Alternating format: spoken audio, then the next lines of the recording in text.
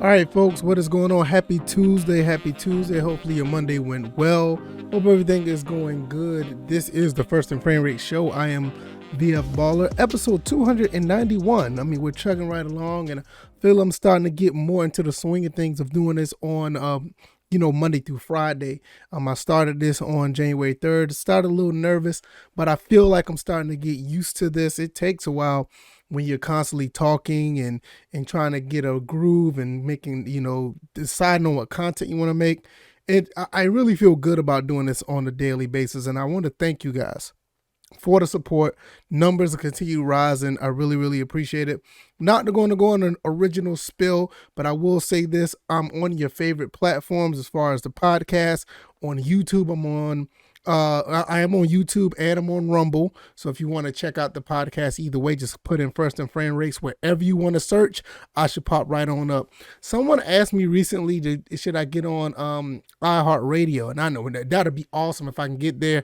The qualifications are a little bit different than these others, but I would definitely be trying to get there.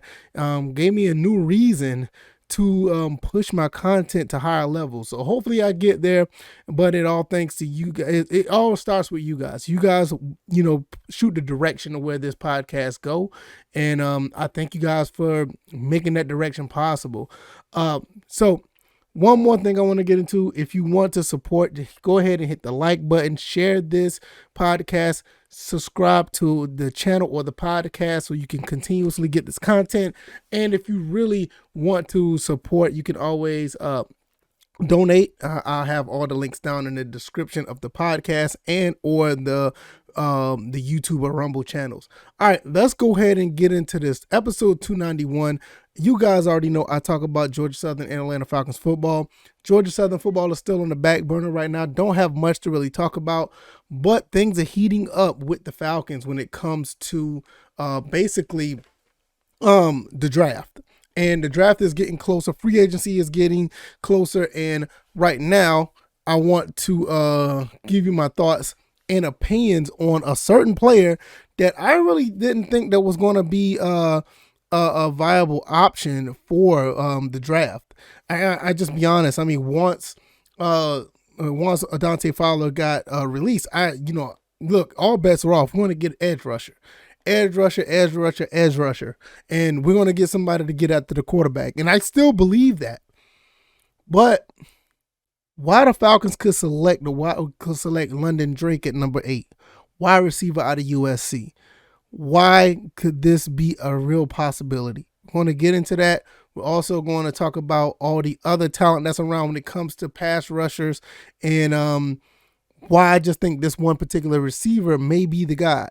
Now, it all started with the whole situation with Todd McShay. And I don't really like to follow mock drafts, but he said there's a possibility that the Falcons would take London Drake. Now, London Drake did get injured around the end of October of last year when he was playing for USC. But I'm going to tell you something about this guy. I want to tell you something about this guy and why this really started to catch my eye, because I started to look at some of the things that he's done for this past season for USC, because, even though we are struggling at wide receiver, there's no doubt about that. The whole situation with Calvin Ridley, Julio Jones is gone. The other receivers is just not up to par like I thought they'd be. Frank Darby just did not make it the way I thought he'd be. I think he wasn't going to be that type of impact. I got a feeling that London Drake may be that type of impact. And, to an extent, when you look at pass rush, and defense is, a big deal. Trenches is a big deal. But when you got a talent like this at receiver, I think you may want to just take a look, at least. Take a look at this. Now, I looked up some stats for London Drake. London Drake was injured. I think he would hurt his ankle or something like that. I think he hurt his ankle. And prior to that, listen to this. Prior to that, he played only 7.5 games. And in those 7.5 games, he had 88 catches for 1,084 yards. Just think about this. Now, he's a two-sport athlete. He played basketball as well. So he can get up there and get the ball. He can get some rebounds, and he's 6'5", 210 pounds. I believe when he gets to the NFL, he's probably going to put on another 15, maybe another 20 pounds. So now you're looking at a guy that's probably going to be 6'5", 225, 230. I'm not trying to cast any aspersions on another person or compare them, but that's Calvin Johnson's size. Now, I don't think the kid's going to be Calvin Johnson. I mean, did you see Calvin Johnson? Dude was a beast. I don't even think he's fast as Calvin Johnson, because Calvin Johnson ran a 4.3. But when you look at these numbers, 88 catches in 7 games, over 1,000 yards in 7.5 games. Now, mind you, if he played the rest of the season, he could have been on his way to nearly 2,000 yards receiving. He could have had literally almost 140 catches. Now, what I say with this, could this translate to the NFL? Yeah, I think it can. You can't touch receivers no more in the NFL. You barely could touch them. Now, I'm glad that it wasn't ACL. I'm glad that was, because, torn ACLs and all that is a really big deal. You saw Odell Beckham Jr. going through that. I don't think it was the same knee, but it just, for some reason, it just seemed like a running theme with people who have those type of injuries. He did break his ankle. I don't know if, for instance, if he will continue to have that burst of speed, but a broken ankle isn't as bad as a torn ACL. You have a situation like Michael Vick. He had a broken ankle. He came back. He was just fine. So, is it viable? Could the Falcons really select this guy with, the size, the athletic ability, and him capable of putting up these numbers? I'm not gonna say I'm not gonna say I'm against it, because I really believe that we need a pass rush badly.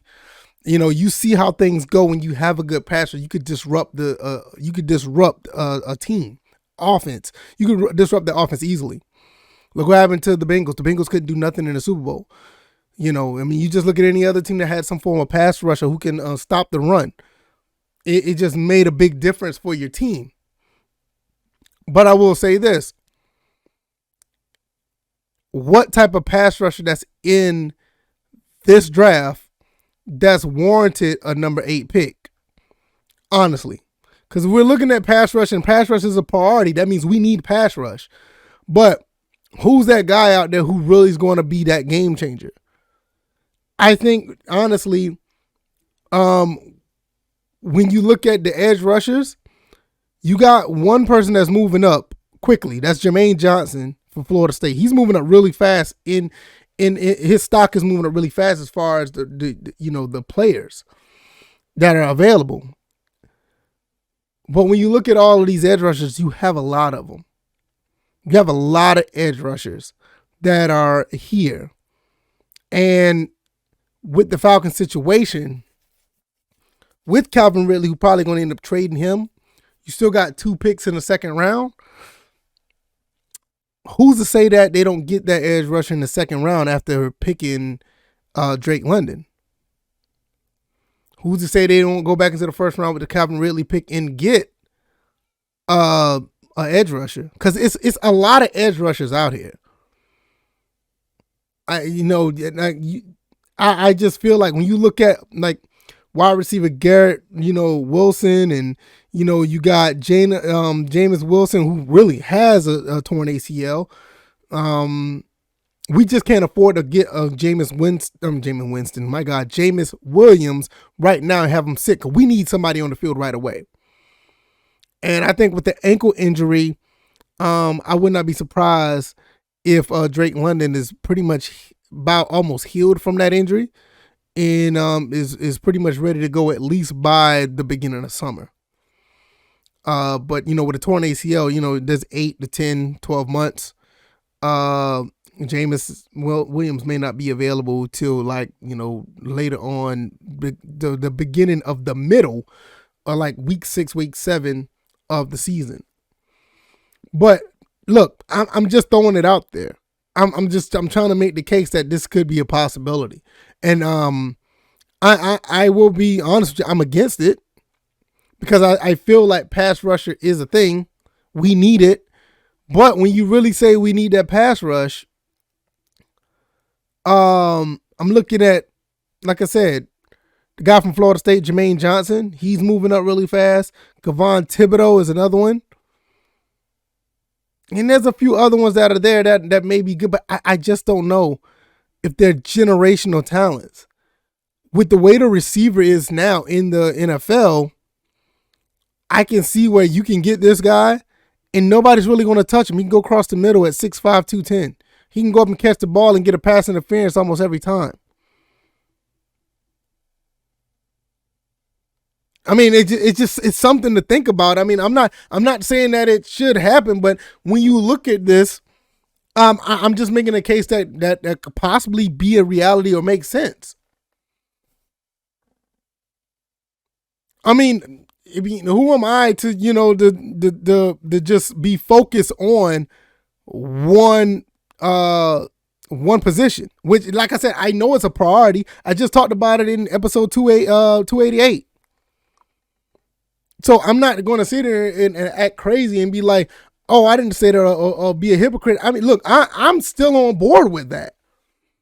But I want people to really start looking at things and focusing on other avenues what possibly could happen. And I'm not even talking about situations where we trade back from number 8 and go further down and get more picks. I'm not even putting that there because that stuff basically happens on the fly, or it happens in mere minutes during the draft.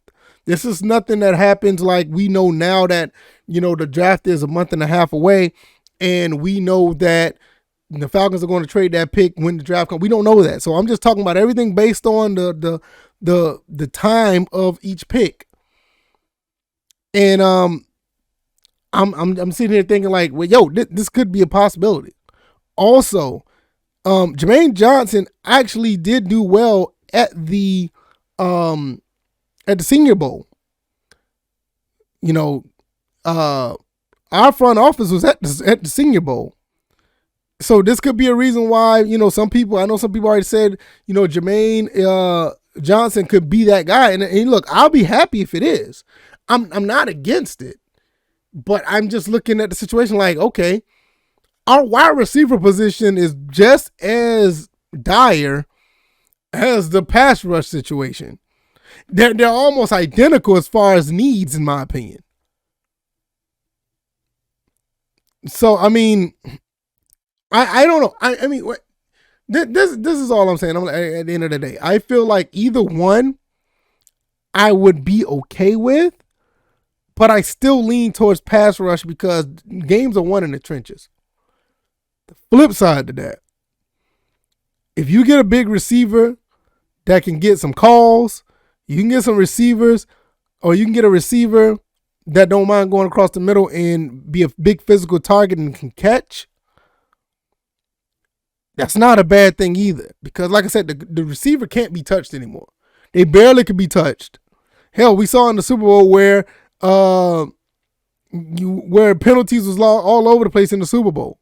Jalen Ramsey got pulled to the ground, and the receiver caught the ball for a touchdown. If it was the other way around, it'd have been a flag easily. You know what I mean?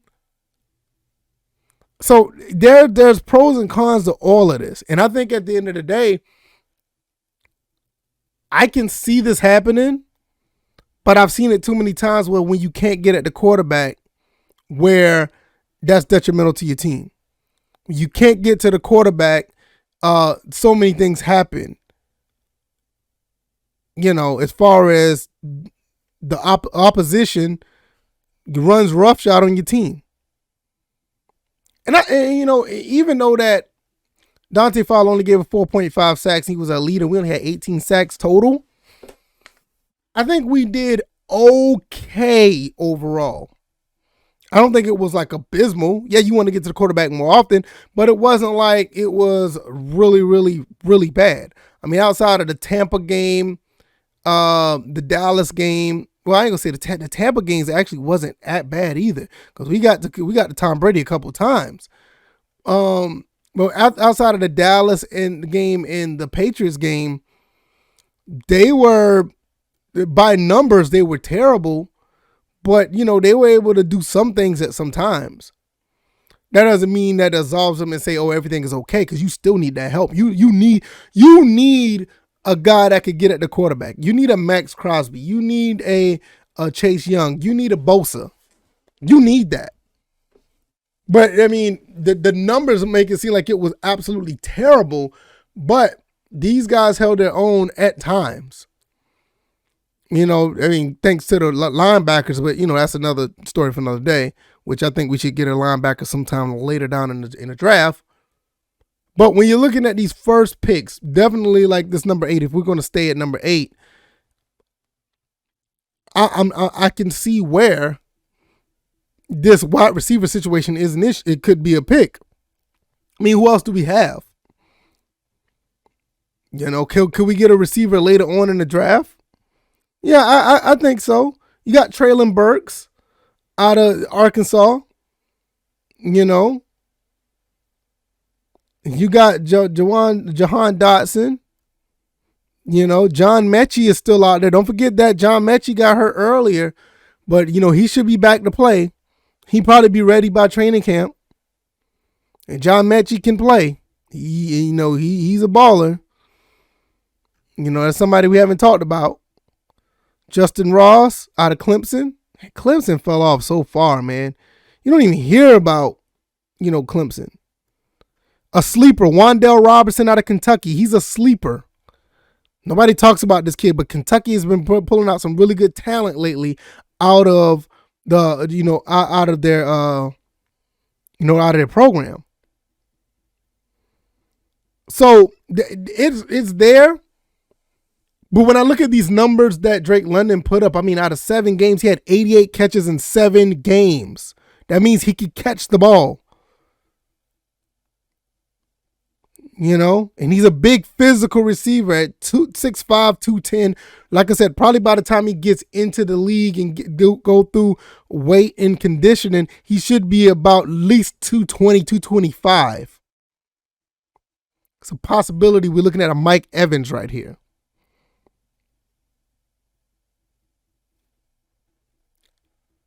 I mean, is it something I'm saying that's wrong? Am I talking crazy? I'm not really sure when I look at this, when I actually looked at it. But like I said, the flip side of that, the thing about that, I don't want to go round and round with that for the third time or whatever. The thing about it is the Falcons got so many issues when it comes to what this team needs. They have so many issues when it comes to what this team needs. And that's the big issue. Pass rush, offensive line has issues, secondary got issues, receivers. I mean, it's all over the place. So pick your poison or pick the best player available. Like I always thought it was going to be pick the best player available. Is Drake London the best player available at number 8? It's a good question to ask because these pass rushers are nice. But I don't think any of these pass rushers have been putting up numbers like Drake London has as far as the type of numbers for your position. I haven't even looked at what Aiden Hutchinson has done, or Thibodeau, or, you know, I haven't looked at what any of these Ojabo. I haven't looked at any of what these pass rushers have done. Jeremiah Johnson, I don't know. But I'm just looking at the numbers on, you know, on Drake London because I wasn't able to watch any of his games. His game, you know, he plays, you know, on the West Coast. You better get to see his games on Saturday night.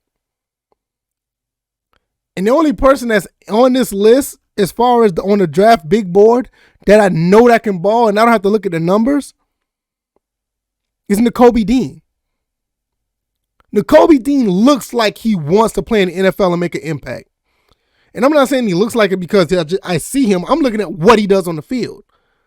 That guy's going to be special for somebody. And it's a shame that really, you know, the Falcons, or I don't even think the Falcons really looking at him. I mean, just something about that kid I really, really like. And the fact they got him at 24 on this board that I'm looking at, drafttech.com, I may just put this down in the description so you can look at the big board that they have. They have a lot of stuff on here that's pretty interesting. And I highly recommend you check out drafttech.com. But It's a shame that Nakobe Dean is not top 10. And I'm saying that just as a pure defensive football player. They got him listed as inside linebacker, but as a pure defensive football player, I believe he could do anything and everything around that front seven. And he has some pretty decent hands. But I'm not going to go down that rabbit hole. I just hope the Falcons take heed to him because I think he'll be a huge asset to anybody that comes to that team. But the rest of these guys, these edge rushers, I don't know what they do. I don't. I didn't even look at their numbers. Excuse me. I'm going to be honest. I've been somewhat, sleeping on them because none of these guys really stood out. I think the only person that really stood out was Kayvon Thibodeaux. I think Thibodeaux has always been a guy that I say, okay, as edge rusher, I think he could do pretty. I think he'd be pretty good. I think he'd be straight up NFL ready and ready to go. So I'm gonna look at his stats real quick before I get out of here because I don't want to hold you guys up for too long. If they pull up, if not, then that's okay.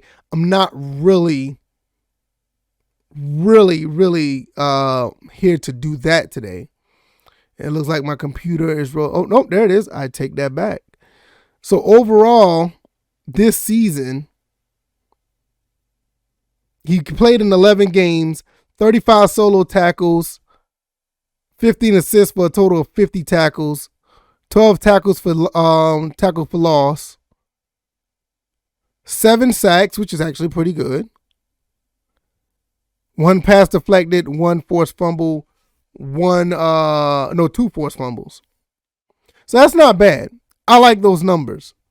For 11 games, you had 7 sacks. That's not bad at all. So this is what I'm saying. If Thibodeau's a guy, I'm okay with that. I'm okay with that. I don't want to go down this whole rabbit hole and look at everybody's stats, but Thibodeaux is probably like the only guy that I've actually looked at his highlights and be like, okay, I can see why, people are high on him. Aiden Hutchinson, to be honest, watching him at Michigan, I've watched him and I don't see it. I to be honest, I only talked about him briefly. I don't see it. So I mean, there are a few other guys here I watched very briefly, but I watched a lot of Aiden Hutchinson because I do have a soft spot for Michigan football. I always wanted them to get back to prominence, and I think they did a pretty good job for themselves by making the playoffs. But after, before then, I've always thought that there was a really good football program, and I hate to see them always get slapped around by Ohio State. So when they were in the running, I actually watched a few of their games, and Aiden Hutchinson did play well, but I just don't see that this is that talent that's going to revolutionize somebody's defensive line. I could be wrong, but I just don't see it. At the end of the day, before I close, for real this time, I think Drake London could change the game for the Atlanta Falcons with their receivers. The wide receiver core that we have is just not up to par for what we have. And I think Matt Ryan could use another big target along with Kyle Pitts. That'd be great. If Hayden Hurst decides to come back, that'd be awesome. But we'll talk about that at a later time. Either way, they can't go wrong. I'm still leaning towards the pass rush because the trenches defense, controlling the trenches wins football games. But the flip side to that, I will say, you look at a guy like Drake London who could get pass interference calls, go over the middle. Nobody wants to be able to tackle this big guy, and he has hands so he can go up and get the jump balls. I don't think you can lose either way, but we see what happens when you don't have a defensive line. You also see what happens when you don't have a wide receiver that can actually, have a good wide receiver corp. So let me know what you guys think. I'm going to get up out of here. Hope you guys enjoyed this episode. I try not to keep them too long. I hope you guys enjoy the rest of your guys' Tuesday. If you like this content, hit the like button, share and subscribe. We are growing, people. First and Frame Rates, where we frame the culture, is growing. We are doing this over here, and it all starts with talking about Atlanta Falcons and Georgia Southern football, and it definitely primarily starts with you guys supporting, watching, and listening. Find me on YouTube, find me on Rumble. Just type it in, I pop right on up. Find me on your favorite podcast platform. Type in First and Frame Rate, I should pop right on up. Also, if you feel like you want to really support, you can always donate through Cash App, which is VFBaller20, or you could go through the Anchor app or Anchor link that's in the description below. And I'm still working on that PayPal one. So hopefully you guys will, either way, it doesn't matter. As long as you guys are listening, I am happy. I really appreciate it. I will see you guys on the next one. You guys be blessed. I'll see you guys on Wednesday. Guys, take care. Peace.